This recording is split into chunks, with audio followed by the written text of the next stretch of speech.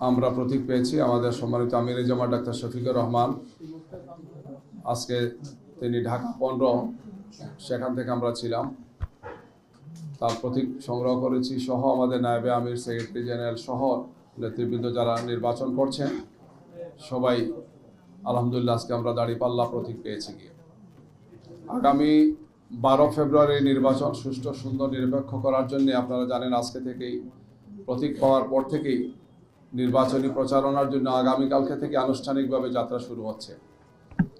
তো আমাদের পরিকল্পনা অনুযায়ী নির্বাচন পরিচালনা কমিটির পক্ষ থেকে আমরা বসে সিদ্ধান্ত নিয়ে আগামীকালকে প্রথম নির্বাচনী কার্যক্রম আরম্ভ হবে। নির্বাচনী ট্রেন যেটাকে বলা হয়, যেটা ইতিমধ্যে আরম্ভ হয়েছে, কিন্তু আনুষ্ঠানিকভাবে আগামীকালকে ঢাকা 15-তে আমরা আমাদের সম্মানিত আমিরে জামাত এবং কেন্দ্রীয় নেতৃবৃন্দের উপস্থিতিতে আমরা প্রথম সেখানে গণসংযোগ এবং জনসভার আয়োজন করেছি।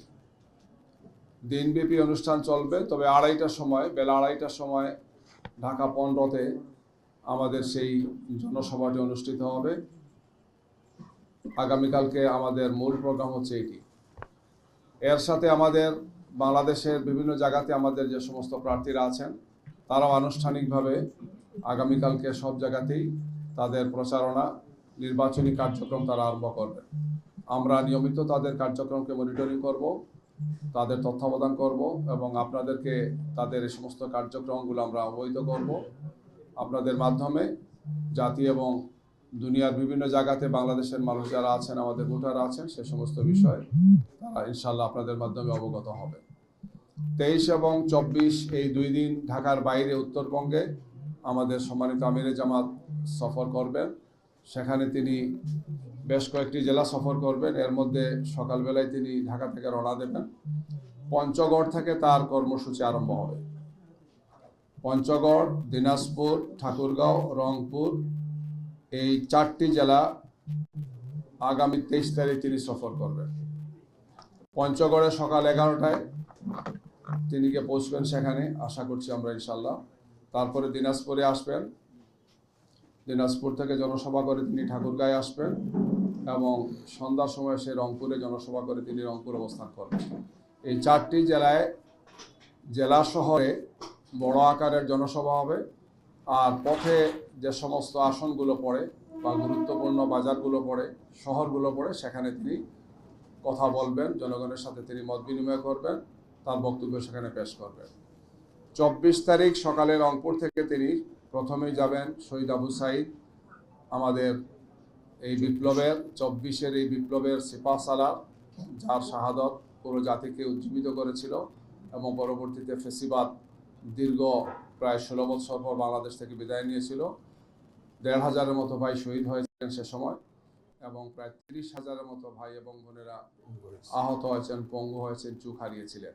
সেই শহীদ আবু সাইদের বাড়িতে যাবেন, মত বিনিময় করবেন এবং তার কবর জিয়ারত করে সেখান থেকে তিনি গাইবান্ধার পলাশ বাড়িতে এসে জনসভায় বক্তব্য রাখবেন। সকালে তিনি সেখানে পৌঁছবেন আমরা আশা করছি। 10টার দিকেই তার জনসভা সেখানে অনুষ্ঠিত হবে। পরে তিনি আসবেন বগুড়ায়। বগুড়া 12টা একটা জনসভা হবে শহরে, তারপরে বগুড়া শেরপুরে আরেকটি হবে, তারপর সিরাজগঞ্জ জেলাতে তিনি যাবেন, সেখানে একটি জনসভা হবে শহরে। উল্লাপাড়ায় তিনি যাবেন বিকেল 3টায় এবং পাবনাতে পৌঁছবেন গিয়ে সন্ধ্যা 6:30টায়।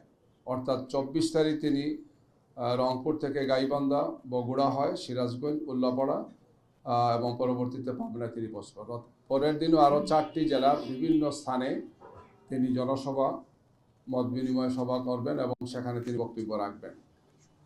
25 তারিখ তিনি ঢাকা মহানগরের 5, 6 এবং 7 নম্বর এই 3টি আসনের জনসভায় তিনি অংশগ্রহণ করবেন। দুপুর 12টা থেকে আরম্ভ হবে, তারপরে 3টায় একটা এবং সন্ধ্যা 6:30টায়।